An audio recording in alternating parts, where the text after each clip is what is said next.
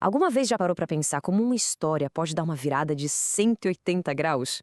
No minuto, a gente está lendo uma árvore genealógica, tudo em ordem, e no minuto seguinte surgiu um plano para destruir o mundo.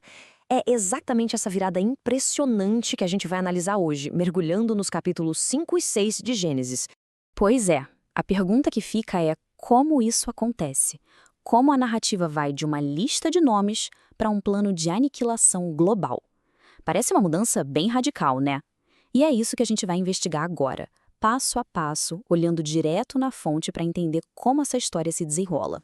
Ok, vamos começar do começo. Nossa análise parte do capítulo 5 de Gênesis. E o que a gente encontra lá é um mundo de pura ordem, de estrutura e, o mais interessante, um mundo onde, apesar das pessoas viverem vidas incrivelmente longas, a mortalidade era uma certeza absoluta. Basicamente, o capítulo 5 nos dá a primeira genealogia registrada na Bíblia. É uma lista bem direta de 10 gerações que começa com Adão e vai até Noé. Essa estrutura toda serve para uma coisa: mostrar a passagem de um tempo gigantesco, marcado por uma fórmula que se repete o tempo todo de forma bem previsível. E para ter uma ideia da escala que a gente está falando, pensem nisto. Adão, o primeiro homem, teria vivido 930 anos. É um tempo de vida que para nós hoje é quase impossível de compreender. Realmente parece que estamos falando de outra realidade. E se 930 já parece muito, o recorde vai para Matusalém, que, segundo o texto, viveu 969 anos. É a vida mais longa mencionada na Bíblia inteira, um verdadeiro símbolo dessa era antiga. Mas tem um detalhe, um refrão que se repete e dá um tom meio sombrio. Quase toda a biografia nessa lista termina com as mesmas duas palavras: e morreu. Ou seja, mesmo com essas vidas extraordinárias, a mortalidade é o ponto final de todo mundo. Isso estabelece um ritmo, uma ordem no universo da narrativa. Só que essa ordem, esse ritmo, está prestes a ser quebrado. E não é de leve, não. É de uma forma bem violenta. Agora a gente avança para o capítulo 6, e é aqui que o mundo, como era conhecido, começa a desmoronar em corrupção. E a história dá uma freada brusca. O tom muda completamente. Sabe aquela ordem e previsibilidade do capítulo 5? Pode esquecer. A partir de agora, o que a gente tem é o caos, algo alarmante e totalmente inesperado. O que causou essa mudança toda? Bem, tudo começa com uma passagem bem misteriosa. O texto fala dos filhos de Deus se unindo às filhas dos homens. O resultado disso é o nascimento dos gigantes, descritos como homens de fama. É este evento que é apresentado como o estopim da virada da humanidade em direção ao caos. E a consequência dessa corrupção é profunda. O texto chega a dizer que Deus se arrependeu de ter criado a humanidade e que isso pesou-lhe em seu coração. É, sem dúvida, uma das declarações com maior carga emocional de toda a narrativa. E esse arrependimento divino leva a uma decisão drástica, que é declarada logo em seguida.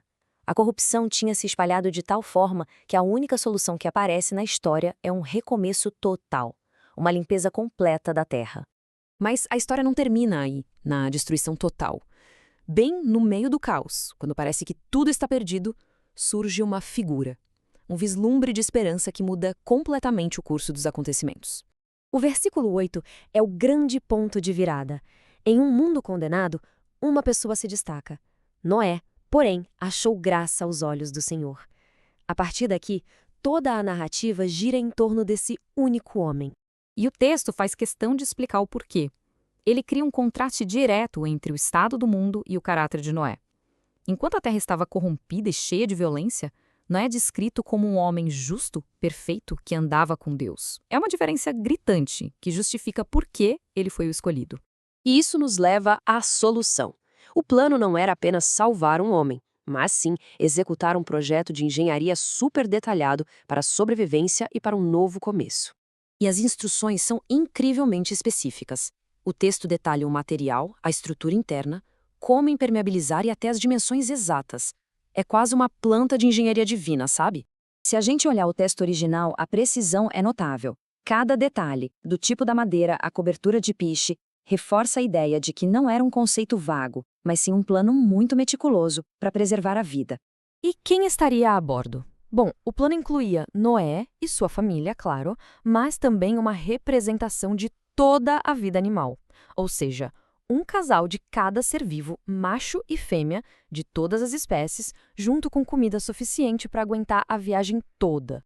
E o capítulo termina com esta frase que é crucial. Diante de uma tarefa monumental, de instruções divinas, a resposta de Noé é uma só: obediência completa.